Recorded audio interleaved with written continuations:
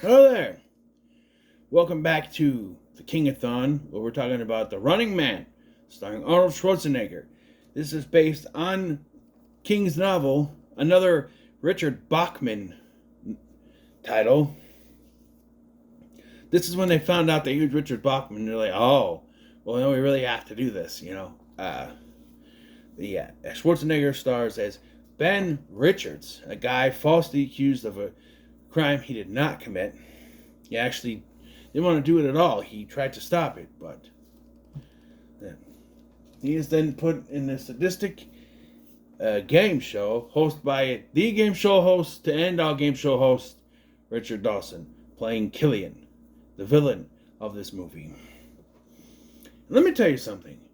So, there's this video on YouTube, I think you can find it, where it's a bunch of Arnold Schwarzenegger one-liners. I had no idea some of my favorite one-liners came from this. As I mentioned, Sub-Zero, now, Plane Zero. What happened to Buzzsaw? He had to split. And one of my personal favorite ones, that when someone asks me to do something, I like to look at him and go, I don't do requests. There's other ones, but yeah. So we start off with this crawl. What I got from it is now everything has become commercialized or whatever. It's basically like a totalitarian, where these overlords rule over us. Very close to that. It says 2017. So yeah, it's always weird when you go back to this time in older movies and they say, oh, it's going to happen 2017. Like Judgment Day and Terminator was supposed to happen in 1997. And, But,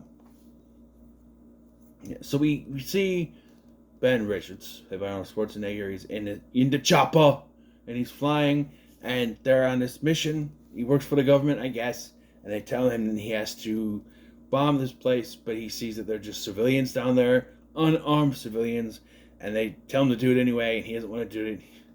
We get another one-liner. What was it? To hell with you. Yeah. To hell with you. And he says stuff, no, they subdue him and bomb it anyway, and then they frame him for it, where he gets called the Butcher of Bakersfield. Yeah, and he's put into jail, but he is saved by two others, Laughlin, played by Yaphet Kotto, and Weiss, played by some guy I don't know. They're resistance people, and they help him escape. And this is another one, much like with Kindergarten Cop, where they decided to put Arnold in a fake beard. And it looks fake. Like the whole opening of Kindergarten Cop, where he's like, my name is John Kimball, and I live in my car. But he has a fake, the beard is obviously fake. The stubble he has in, I think it's the opening of Last Action Hero, looks more realistic, because it probably wasn't real stubble, but they put a beard on him to show that 18 months has happened. 18 months and it's only out to here? I don't know, I don't know. But he escapes and shaves. The picture they show of him on the run, he just has a mustache. I'm like, when did he just have a mustache? He escapes to what he thinks is his brother's place, but he meets Amber, played by Maria Conchita Alonso, who's working out to a Jesse Ventura workout face. Oh, I'm sorry. Workout video. I'm sorry. Captain Freedom workout video, where the workout is just him going, yeah, and she's doing sit-ups and shit, and I'm like, what kind of workout video is this? My grandma had a friend who would bring the Richard Simmons workout videos, and she'd do the sweat to the old days in the living room. But like this, she's not even, right? So he shows up, and she recognizes him from the TV, and he's like, where's my brother? He's like, what? No, they said he was sent for reorientation or something like that. Whatever that means. I don't know what that means. I never explained it. And we never see his brother. So he ties her to this workout exercise equipment. And he's able to, I don't know how strong they are in 2017 in this universe. He's able to rip it up and lean her towards the window, and so then he convinces her to help him escape to Hawaii to get away from everything. It's Hawaii or Mexico? I think it's in Mexico. I don't know, one of the two. Using only her ID, and they cause a commotion where it's taking too long, so they move along, but then she freaks out, and they're able to capture him, and they decide, because Richard Dawson really wants to have him. You call him Killian all you want, but it's basically Richard Dawson hosting a Family Feud, but this game show. Really wants him in the games. So he goes to talk to him, and he's like, I want you in the game. He's like, fuck you. He's like, I'll tell you what. You join the game, and I'll let your two co-conspirators go free. Fine, I'll do it. And then he puts all three of them in the game anyway, which, yeah. And as you can, so it's very interesting because it's very clear that these stalkers, which are the villains, the bad guys, the ones chasing our contestants, are always the ones that win. But they show us three others. I don't remember the names, but they show them. And our previous winners, Da and Oz, or something like that. And it's like they're all still wearing their uniforms. And as the thing goes on, they show that technology, that, they predict technology. They have deep fake and cut and paste technology, that sort of stuff, where they can do that. So maybe it's not 100%, They show the footage of the bombing of those people, but it's been doctored to make it look like he was told not to do it, but did it anyway. And then there's footage of him, footage of dead people from the airport, but then Amber sees it on the news, like, that's not what happened. So she sneaks in to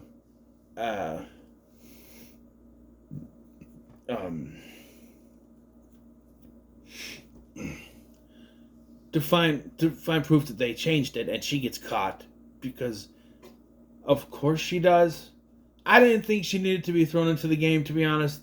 I felt like they didn't all need to be in the game. I felt like they could have had at least one person on the outside. And I think that's what was missing, is they needed one person on the outside that was doing things to help them on the inside. But she could have been that, but they decided to throw her in the game. And I don't know what's from the book and what's not from the book, because they changed some things. Stephen A. D'Souza changed a lot of things. She wrote it,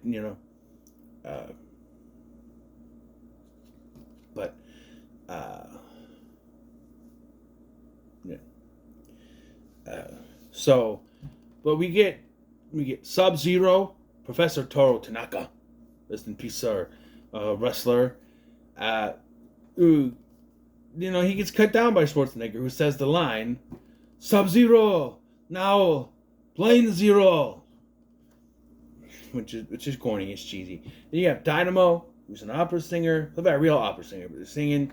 There's a flamethrower guy. I think that's Jim Brown's character, the flamethrower. And then there's one other guy that's in there. And they take them out one by one. And then they convince Jesse Ventura, who's a former stalker, to go back into the game, because they got to make sure that they don't win. And throughout the movie, you get Laughlin and Weiss. They want to make sure they can get to the thing and upload a link to try to stop them, While, Ben just wants to survive. He's like, no, what are you doing? But it's her and Weiss that find what happened to the previous contestants. Because they torture them, then just leave their bodies there. Okay? That's where it's like, it's made very clear that if you're a contestant, you're not supposed to win. And even if you do win, you're not going to live. They're going to make it look like you win or whatever, and then they're going to kill you. So they don't have to worry about you. Because essentially, they're doing the government's dirty work by putting these people on the show and killing them off so they don't have to worry about them anymore. Right?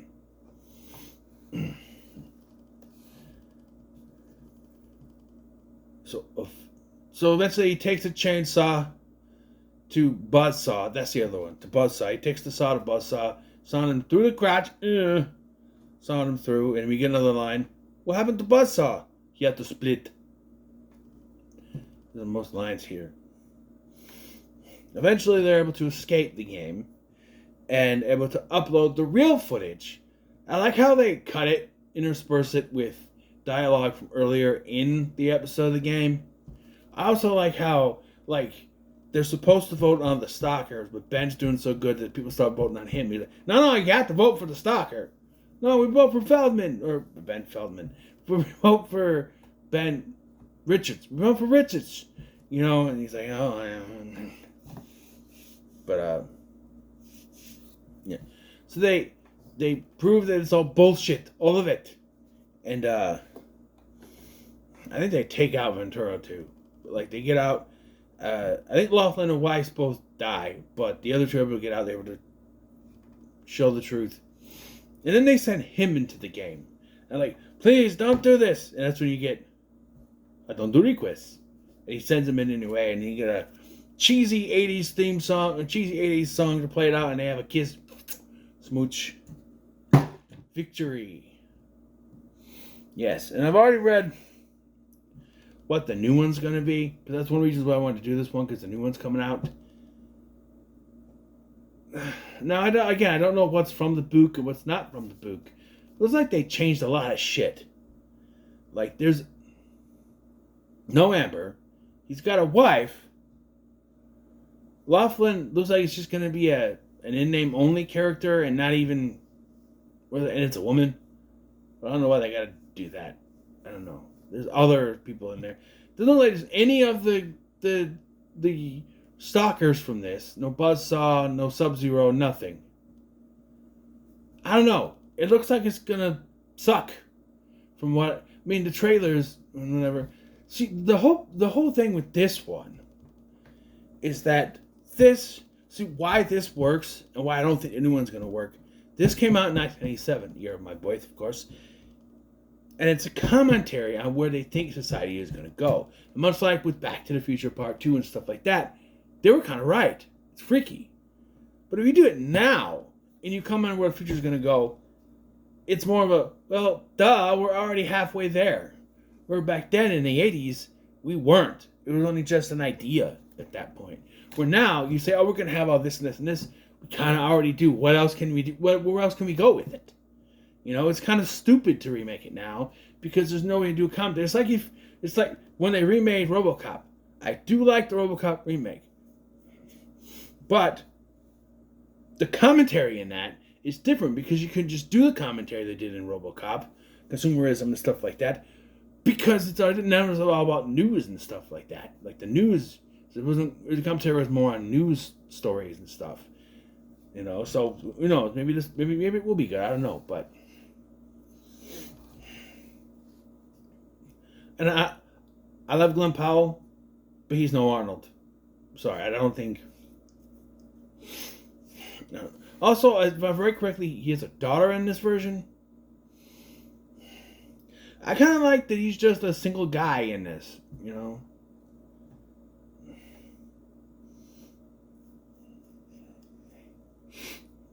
But, yeah.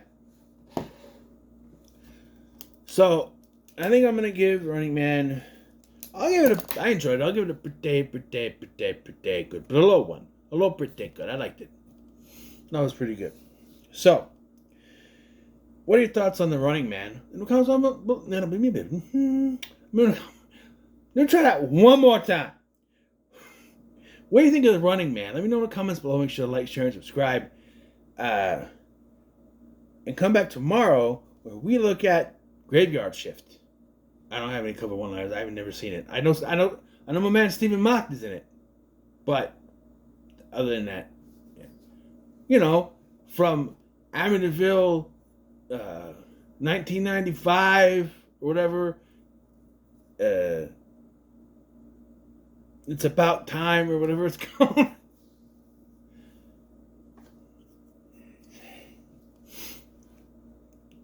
Thank you for watching. I'm this guy, and I'll see you in the next one.